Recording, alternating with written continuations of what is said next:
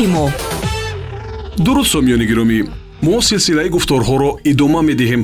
дар чанд гуфтори пештар, дурусттараш дар 3 гуфтори пештар мо ба аксарияти саволҳое ки мавриди таваҷҷӯҳи шумо шунавандаи азиз қарор доштанд ҷавоб гирифтем ва мо асосан дар мавриди муҳоҷирати меҳнатии мавсимӣ ба Британия суҳбат доштем.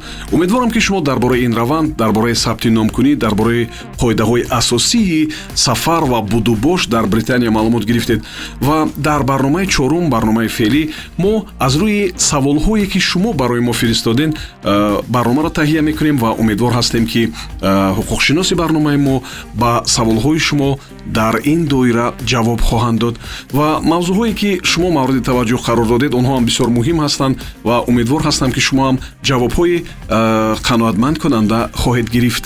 ба саволҳои мо ҳуқуқшинос, мушовири созмони байналмилалии муҳоҷират Саидмуҳаммад Давлатов ҷавоб медиҳанд. ман аз шумо самимона изҳори сипос мекунам ва умедвор ҳастам ки суҳбати шумо низ дар ин барнома ҷолиб ва барои шунавандаҳои мо ки дар дил орзуи рафтан ба Британия ва кору фаъолият дар он ҷоро доранд шавқовар хоҳад буд. саволи аввали мо ин аст ки агар мо хоҳем ки қонунӣ будани фаъолияти ширкатҳои интиқолдиҳандаи нерӯи кориро фаҳмем ва боварӣ ҳосил кунем, чӣ ҳуҷҷатҳои онҳоро бояд бубинем ва пурсем? салом алайкум.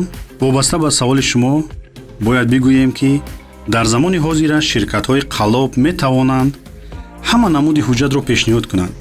аз ин рӯ дар санҷиши ширкатҳо машварати мутахассис лозим мешавад. дар ҷумҳурии мо танҳо марказҳои машваратӣ ва омодагӣ пеш аз сафари муҳоҷирони меҳнатӣ дар назди хадамоти муҳоҷират бо операторҳои барнома ҳамкорӣ доранд ва расман фаъолият мекунанд. нисбати операторон ва ширкатҳои дигари ҳамкори онҳо низ аз ин марказҳо маълумоти дақиқ гирифтан мумкин аст. ташаккур мегӯям. масъалаи дигаре ки мавриди таваҷҷӯҳи шунавандаҳои мо қарор гирифтааст, ин масъалаи пардохти андозҳо аст. хуб, ҳамин масъалаи пардохти андозҳо дар Британия чӣ хел танзим мешавад? муҳоҷирони корӣ чанд фоизи даромад ва маоши худро бояд ки он ҷо барои андозҳо сарф кунанд? кормандони мавсимӣ дар Британияи Кабир агар даромадашон беш аз 242 фунт дар як ҳафта бошад, андоз аз даромад месупоранд ки ин 20% аст. маблағи то 242 фунт дар як ҳафта андозбандӣ карда намешавад. мисол, агар шахс 400 фунт кор кунад дар як ҳафта, аз он 242 фунт андозбандӣ намешавад ва аз 158 фунти дигар андоз месупорад ки ин ба 31.6 фунт баробар аст.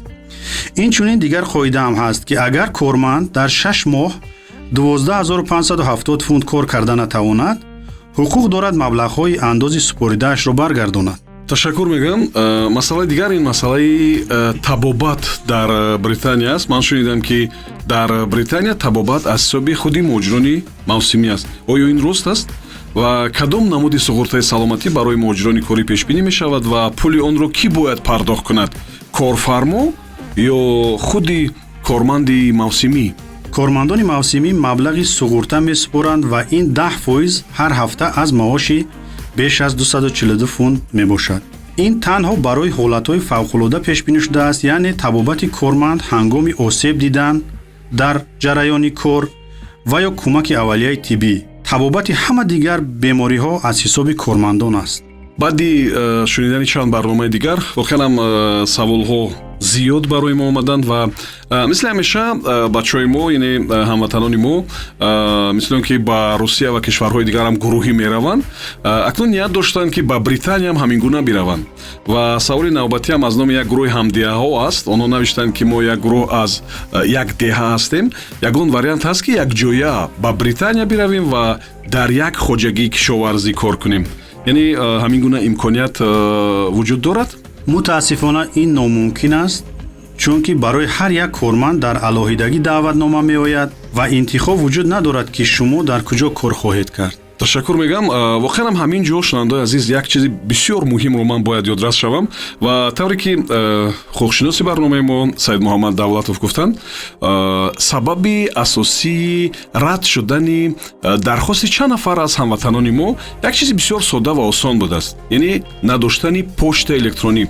Ва бояд гӯям ки шумо дар мавриди ба қайдгирӣ аллакай маълумот доред аз барномаҳои гузаштаи мо ва медонед ки вақте ки ба қайд мегиред шумо албатта нишонии почта электронии худро мегузоред ва ин ҷо дуруғакӣ гузошта намешавад. ҳатман бояд як почтае бошад ки фаъол бошад ва шумо бояд бубинед. Ва сабаби асосӣ масалан рад шудани даъвати чанд нафаре ки камакак пештар маълум шуд, ҳамин чиз будани ба почтаи электронии онҳо вақте ки менависанд аз он ширкат, хуб бачаҳо ҷавоб намедиҳанд, барое ки почтаи худро тафтиш намекунанд. мо аксаран дар YouTube фаъол ҳастем, дар Instagram ва TikTok, вале ба почта таваҷҷӯҳ намекунем ва аслан баъзеҳо почта надоранд ва ҳатто шояд намедонанд ки ин чи аст. ва онҳое ки ба Британия рафтани ҳастед, шумо ба ин масъала бояд бисёр ҷиддӣ аҳамият бидиҳед, яъне ҳатман бояд почта электронии фаъол дошта бошед. ҳар рӯз онро бояд санҷиш кунед, барое ки вақте ки ба шумо менависанд ва шумо ҷавоб намедиҳед, дархости шумо яъне рад карда мешавад.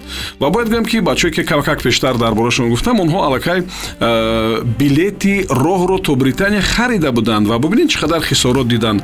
Фақат бо сабаби бисёр соддае ки онҳо почта электронӣ надоштанд ва дар дархост кадом як почтаи дуруғинро навиштанд шояд, ё агар почтаи худашонро навишта бошанд, онҳо санҷиш накарданд ва ин боиси хисороти ҷиддӣ дар буҷаи оилаи онҳо шуд.